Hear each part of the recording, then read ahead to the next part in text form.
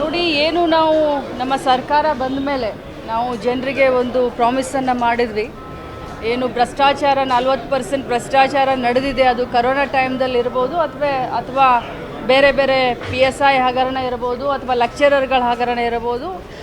ಈ ಎಲ್ಲ ಹಗರಣಗಳ ಸೂಕ್ತವಾದಂಥ ತನಿಖೆಯನ್ನು ಮಾಡ್ತೀವಿ ಅಂತ ನಾವೇನು ಜನರಿಗೆ ಆಶ್ವಾಸನೆ ಕೊಟ್ಟಿದ್ವಿ. ನಿನ್ನೆ ಬಂದು ಆಯೋಗದ ಮುಖ್ಯಸ್ಥರಾದಂಥ ಬಂದು ವರದಿಯನ್ನು ಒಪ್ಪಿಸಿದ್ದಾರೆ. ಇವತ್ತು ಕ್ಯಾಬಿನೆಟ್ ಇದೆ, ಕ್ಯಾಬಿನೆಟ್ನಲ್ಲಿ ಇದ್ರ ಬಗ್ಗೆ ಚರ್ಚೆ ಆಗುತ್ತೆ. ಏನು ಮುಖ್ಯಮಂತ್ರಿಗಳು ಮತ್ತು ಕ್ಯಾಬಿನೆಟ್ ಡಿಸಿಷನ್ ತಗೊಳ್ತಾರೆ ಅದ್ರ ಮೇಲೆ ಕ್ರಮ ಆಗುತ್ತೆ.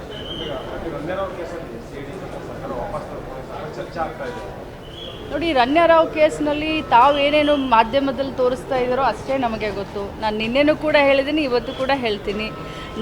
ನನ್ನ ಹತ್ರ ನನ್ನ ಇಲಾಖೆಯಲ್ಲೇನು ಇಂಟೆಲಿಜೆನ್ಸ್ ಇಲ್ಲ.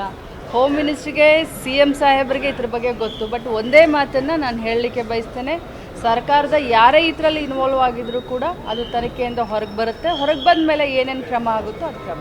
ನೀನಷ್ಟೇ CM ಅವರು ನಾನೇ 5 ವರ್ಷ CM ಆಗಿರ್ತೀನಿ ಅಂತ ಹೇಳಿದ್ದಾರೆ. ವಿರೋಧ ಪಕ್ಷಗಳಿಗೆ ಬದಲಾವಣೆ ಹೇಳ್ತಿದ್ರು, ಅವರು ಒಂಥರ ತಿರುಗೇಟು ಕೊಟ್ಟಾಗ. ನೋಡಿ, ಖಂಡಿತವಾಗ್ಲೂ ಸಿದ್ದರಾಮಯ್ಯ ಸಾಹೇಬರು ಬಹಳಷ್ಟು ಸೀನಿಯರ್, ನಮ್ಮ ಪಕ್ಷದ ಸೀನಿಯರ್ ನಾಯಕರು, ಮಾಸ್ ಲೀಡ್ರ್ ಅಂತಲೇ ನಾವು ಅವ್ರಿಗೆ ಹೇಳ್ತೀವಿ. ಇವತ್ತು ಸರ್ಕಾರವನ್ನು ಬಹಳ ಚೆನ್ನಾಗಿ ನಡೆಸ್ತಾ ಇದ್ದಾರೆ. ಅವ್ರು ಏನು ಮಾತನಾಡ್ತಾರೋ ಅದು ನಮಗೆ ಆಶೀರ್ವಾದ ಅಂತ ಇಷ್ಟು ಹೇಳಲಿಕ್ಕೆ ಬಯಸ್ತೀನಿ. ಇನ್ನೊಂದು, ಬಾಗಲಕೋಟೆಯಲ್ಲಿ ಅದು ಹುಡುಗರದೇನೋ ಸಮಸ್ಯೆ ಆಗಿದೆ, ನನಗೆ ಚಾಮರಾಜನಗರ ಜಿಲ್ಲೆಯಲ್ಲಿ ಬಂದಿರೋದ್ರ ಬಗ್ಗೆ ನನ್ನ ಗಮನಕ್ಕೆ ತಂದಿದ್ರಿ. ನಾನು ಇಮಿಡಿಯೇಟ್ ಆಗಿ ಆ ಶಿಕ್ಷಕನ ಮೇಲೆ 2 ಇಲಾಖೆಯಿಂದ FIR ಮಾಡಿ ಅವನ್ನ ಅರೆಸ್ಟ್ ಮಾಡಿಸೋತ್ತೆ ಕೆಲಸ ಮಾಡಿದ್ದೀನಿ.